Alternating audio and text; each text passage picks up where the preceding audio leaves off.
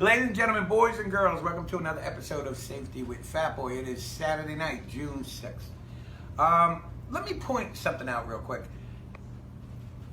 Not only has Fat Boy flattened the curve, that thing is dropping like a rock. And I'm going to tell you what, our goal of June 15th to have this whole thing wiped out, get rid of the mask, get rid of the social distancing, get rid of all of that, is right on target. There's no doubt in any of our minds here that only because of Fat Boy this is going to happen. So that's doing so well that tonight we're going to switch up a little bit. Fat Boy's going to give you a lot of safety tips on how to handle it when the zombies come to attack. So without any further ado, I want to introduce a man that needs no introduction whatsoever. Here's Fat Boy. Oh, thanks, Big T. Thanks for that beautiful introduction. We got something very special for you folks tonight. But first, I'd like to introduce everybody's favorite one-legged, slanty-eyed Polak, Dead Bell. Come on in, Dead Bell. Say hi to the people. So we've got a problem here. It seems that a zombie infection has broken out here in New Jersey, and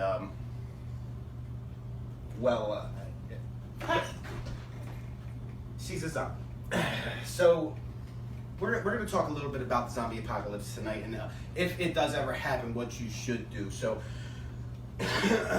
first things first is weapons. You want to have weapons, but you want to be careful which weapons you have, because if you want a gun would seem to be the most effective weapon in the zombie apocalypse, and this is not the case. It is very loud. You're going to need a constant supply of ammo, and you're going to need to know how to upkeep your weapons and clean them and such things. So what I would use is a bat or machete, a sword. You could use leg to knock your zombies out. Leg. It's fresh.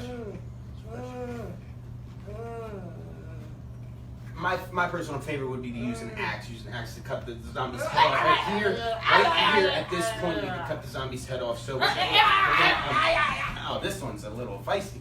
All right, so a couple things you're going to need to know how to do during this to survive is hunt, fish, maybe grow some crops. If you are going to have a garden or some crops to grow, I suggest that you make a dummy garden for different zombies with a scarecrow in it, for zombies to come. It makes them gather to this spot, makes them easier for you to execute if you want to keep your garden zombies free.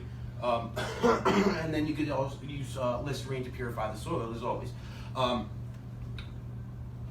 You're going to want to stay away from cars and automobiles. They're very loud. They can attract a lot of attention. You're going to want to get on a bike. I can safely pass zombies on bikes stealthily. She's a scary lady. Scary zombie. So a couple things you can do to keep yourself safe when you're around zombies. You can confuse zombies very easily. They have very short-term memory, scientists say, and their motor skills are supposedly so they don't have the motor skills to swim, to climb, to do even everyday essential things like opening doors. So you should be pretty safe as far as getting behind closed doors. You want to stay away from hospitals, malls, different places where there's going to be a high population of people. You want to stay away from those areas. Go find a secluded cabin out in the woods, and grow, build a barrier around the place, and you can grow inside. Have scarecrows and different things outside to keep the zombies.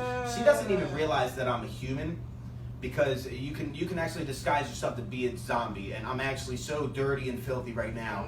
Like she doesn't even realize she's.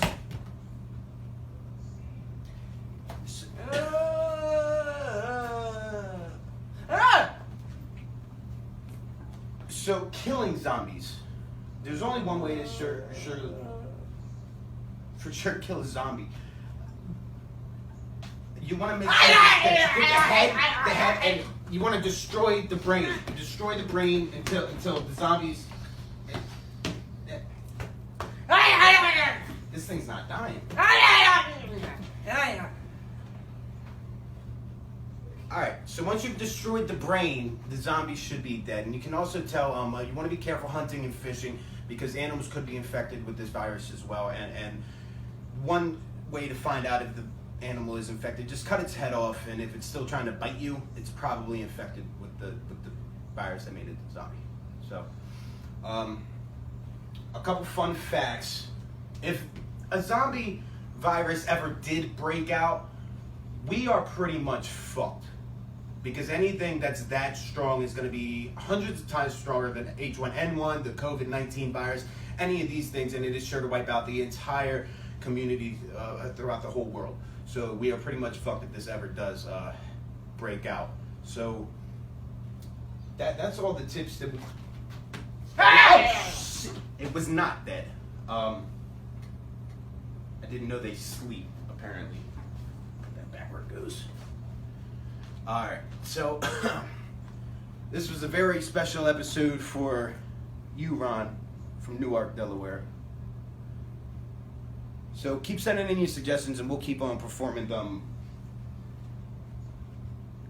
I'm going to turn it back over to Dead Big T. Stay safe and stay fat.